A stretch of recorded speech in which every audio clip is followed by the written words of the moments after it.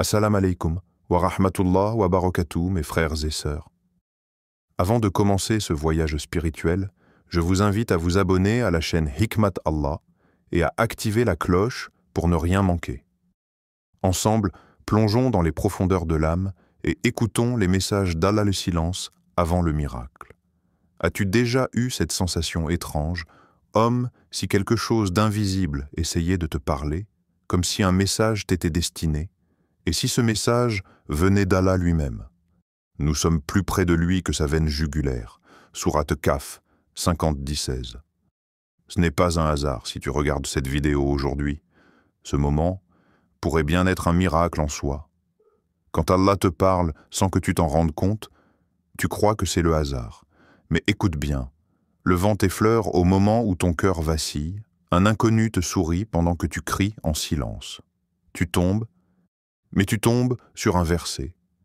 C'est subtil, discret, mais ce n'est pas vide. Allah te parle. Par ce qui n'a pas de voix, il y a certes dans la création des cieux et de la terre, et dans l'alternance de la nuit et du jour, des signes pour les doués d'intelligence. Al-Imran, 390. Tu cherches une preuve. Mais la preuve, c'est ce qui te frôle chaque jour. Quand Allah brise, c'est pour reconstruire plus fort pourquoi ça t'arrive à toi. Pourquoi maintenant? Tu ne comprends pas, et ça fait mal, mais dans ce chaos, il y a un sens. Il se peut que vous détestiez une chose alors que c'est un bien pour vous. Al-Baqarah, 216. Et si c'était un rappel, pas une punition? Et si cette cassure n'était pas la fin, mais le début? Allah enlève parfois ce qui te détruisait, pour te donner ce qui te sauvera. Elle a tout perdu. Et c'est là qu'elle a retrouvé Allah. Les mots d'Allah vivent dans ton cœur, ce n'est pas juste de la lecture, c'est une rencontre. Un verset peut bouleverser ta journée, comme si Allah t'avait vu et répondu. Et nous avons certes rendu le Coran facile pour la méditation. Y a-t-il quelqu'un pour réfléchir? Al-Qamar, 54-17, lisse avec ton cœur, pas seulement tes yeux. Et quand mes serviteurs t'interrogent sur moi, alors je suis tout proche. Je réponds à l'appel de celui qui m'invoque, Al-Baqarah, 286. Et toi, combien de fois Allah t'a parlé, mais tu étais trop brisé pour entendre? Tu crois peut-être être seul, noyé dans tes erreurs, oublié du monde.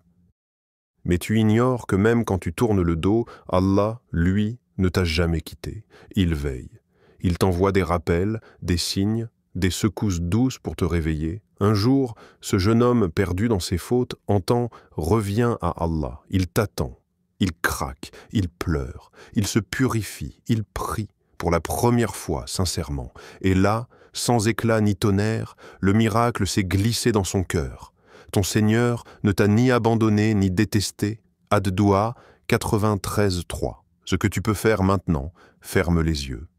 Inspire profondément et dis avec ton cœur, « Ya Allah, parle-moi à travers ton livre, garde-moi éveillé à tes signes. Fais de moi un témoin de ton miracle, et quiconque place sa confiance en Allah, il lui suffit. » Sourate At-Talaq. 65.3. Tu es ici, maintenant, pour une raison. Tu n'écoutes pas ces mots par hasard. Tu es à la porte d'un miracle. Il ne te reste qu'à l'ouvrir.